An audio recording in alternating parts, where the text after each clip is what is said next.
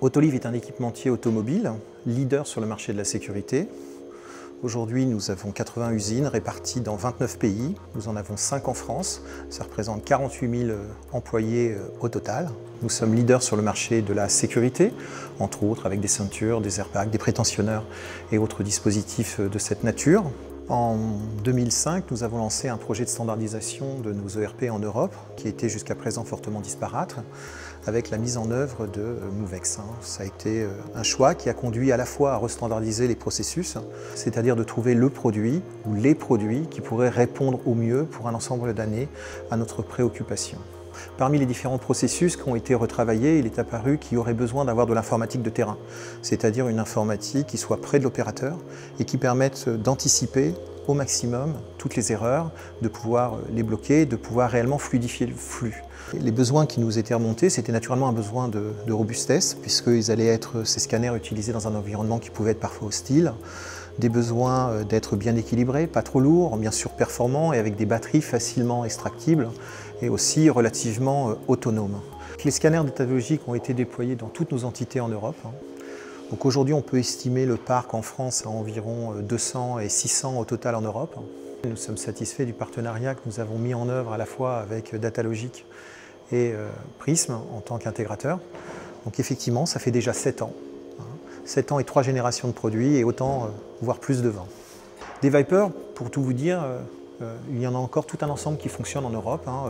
Et pourtant, après 7 ans de bons et loyaux services, ils sont toujours opérationnels. Et plus récemment, donc l'an passé, on s'est engagé sur le Falcon X3, mais aussi pour la première fois sur un produit annexe qui est donc le Scorpio. Les nouvelles générations de produits sont plus performantes, de meilleures batteries, tout en étant même plus robustes si on prend la protection des écrans, par exemple sur les Falcon X3. Et c'est clairement, je dirais, l'objectif de rester sur un cahier des charges initial qui n'a pas de raison de changer et d'aller comme ça, tranquillement vers l'avenir. Nous recommandons également à nos organisations de prendre en même temps qu'ils achètent de nouveaux portables ou renouvellent leur parc le contrat Ease of Care. C'est aussi un moyen pour nous de pérenniser l'investissement sur les prochaines années. Notre objectif, c'est un zéro défaut. Donc en mettant en place des solutions d'informatique mobile, cela nous a clairement permis de tendre vers cet objectif. On a clairement obtenu notre objectif qui était de fluidifier en général le flux, c'est-à-dire de ne pas avoir des opérations qui puissent être faites devant un écran nécessitant des déplacements. Effectivement, de ce point de vue-là, on a atteint l'objectif. Également de limiter les erreurs, c'était notre objectif premier. De donner en tout cas les moyens aux opérateurs d'être plus autonomes, de pouvoir être plus efficaces en général. À la sortie de nos lignes de production, nos produits finis sortent dans des bacs avec à l'intérieur une carte Kanban, une carte de production.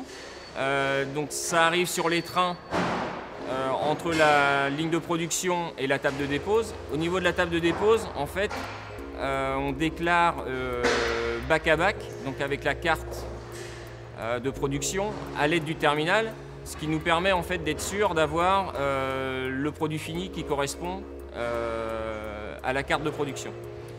Une fois que le container, donc l'unité de manutention est complétée, on a à ce moment-là l'étiquette de manutention qui est imprimée et on fait un dernier pokayoke qui nous permet de s'assurer que l'étiquette correspond bien à la carte de production et donc correspond bien au produit fini. Le processus d'expédition, le point de départ en fait c'est l'impression de la picking list par la technicienne logistique. Une fois la picking list imprimée, elle la transmet au magasin. Et lorsque le préparateur doit récupérer la picking list, il la prend en fonction des horaires de départ. Une fois qu'il a la picking list en main, il va chercher les containers qui correspondent à ce qu'il y a sur la picking list, fait le contrôle entre la picking list et les étiquettes internes à l'aide du terminal. Quand le camion arrive, il récupère la loading list, il contrôle que ce qui charge dans le camion est bien sur la loading list, donc toujours à l'aide du terminal. Et une fois que la loading list a été contrôlée et que les containers ont été chargés dans le camion, il y a édition du bon de livraison et en fait le processus d'expédition s'arrête là. Celui-là par rapport à l'ancien, il est plus léger. D'accord. Plus de problème de batterie. D'accord, pourquoi? Parce que maintenant nos batteries ne nous tiennent plus. Trop anciennes. On est obligé de changer nos batteries 3-4 fois par jour. D'accord. Par équipe. Et donc là, avec celui-ci? Avec celui-ci, on tient une journée entière. sur les deux équipes. Qu'est-ce qui fait qu'il est agréable à utiliser? Plus léger. Léger.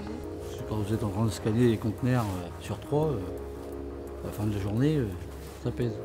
Datalogic est un des leaders mondiaux sur le marché de l'identification automatique. Nous gardons le contact et privilégions l'approche directe du client, ce qui nous permet de rester très flexible en accompagnant le client pour apporter des modifications nécessaires et des améliorations sur nos produits pour répondre à des besoins spécifiques.